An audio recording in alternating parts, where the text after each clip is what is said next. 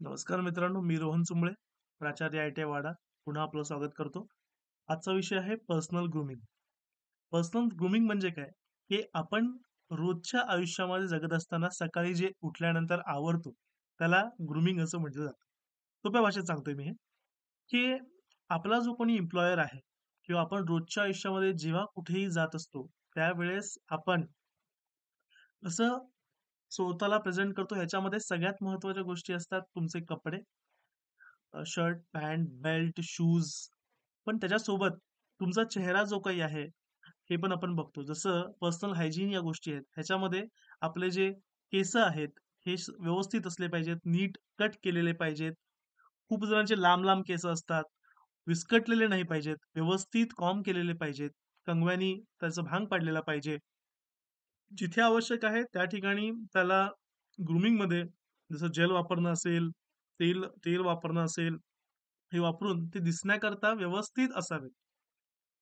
त्यानंतर दाढी वाढवून कामाला येणं वगैरे हे टोटली अनएक्सेप्टेबल आहे, असं जनरल पॉलिसीमध्ये गृहीत धरलं जातं. म्हणजे कॉर्पोरेट वर्ल्ड जे आहे ह्याच्यामध्ये दाढी वगैरे वाढवून आपण येणं, अनशिवाय येणं हे एक्सेप्टेबल नाही. आता बऱ्याच वेळेस काही वर्षामध्ये ट्रेंड बदललेला आहे, की बरेचसे लोकं लांब-लांब दाढी व्यवस्थित कट केलेली असते, मिशा वगैरे छान पिळदार केलेल्या असतात. अशा प्रकारे ते करतात. परंतु तरीही कॉर्पोरेट वर्ल्डमध्ये हे जे बिअर्ड आहे, त्या बिअर्डला अजूनही एक्सेप्ट व्यवस्थित केलं गेलेलं नाहीये. ठीक आहे. पण जर तुम्ही ते व्यवस्थित मेंटेन करत असाल, ज्याप्रमाणे तुम्ही केस मेंटेन करतात, त्याच प्रकारे जर तुम्ही दाढी पण मेंटेन करत असाल, तर हे चांगली गोष्ट आहे. मुलींकरता पण सेमच गोष्ट लागू होते, की त्यांनी स्वतःचे केस हे व्यवस्थित ठेवले पाहिजे. ॲक्चुअली मुली ह्या पर्सनल ग्रूमिंगमध्ये खूपच छान वागत असतात. त्यामुळे त्यांना इथे इतके सल्ले दिले जात नाहीत. परंतु केस हे जर तुम्ही मोकळे सोडणार असाल, तर तुम्ही ते व्यवस्थितपणे ट्रीट केलेले पाहिजेत. सहसा तुम्ही बांधलेले केस घेऊन ऑफिसच्या ठिकाणी गेलेलं हे नेहमी सुयोग्य मानलं जातं. त्यानंतर उगाच खूप जास्त परफ्यूम लावणं किंवा मग टॉयलेटरीज ज्या आहेत त्या हाय म्हणजे चांगल्या प्रकारचे परफ्यूम वापरणं गरजेचं आहे. परंतु फक्त खूप जास्त परफ्यूम मारला किंवा एखादा डिओड्रंट आपण मारला, खूप जास्त मारला, तर हे पण अनएक्सेप्टेबल आहे.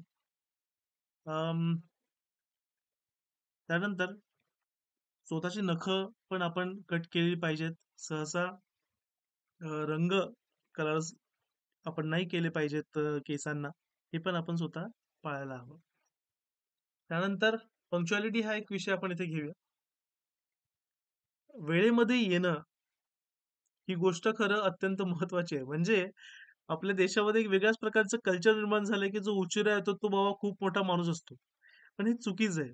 बीइंग पंक्च्युअल वेळेमध्ये जेव्हा आपण एखाद्या ठिकाणी येतो, त्यावेळेस आपण हे दाखवतो, की माझ्या वेळेसोबतच जो दुसरा व्यक्ती आहे, जो माझ्यासोबत काम करतो, माझ्याकरता काम करतो किंवा ज्याच्याकरता मी काम करतो, ह्या सर्व लोकांच्या वेळेची मला किंमत आहे.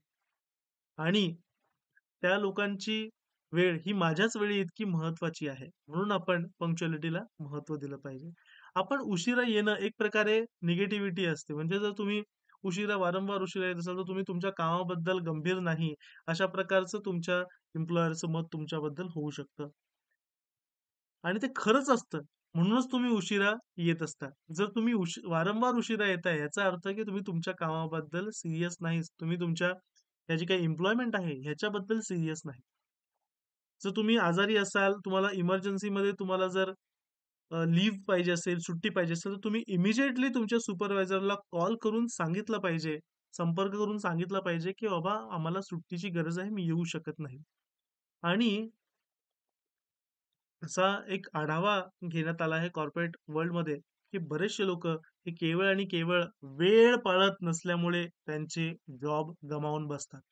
मित्रांनो, आज इतकंच. धन्यवाद.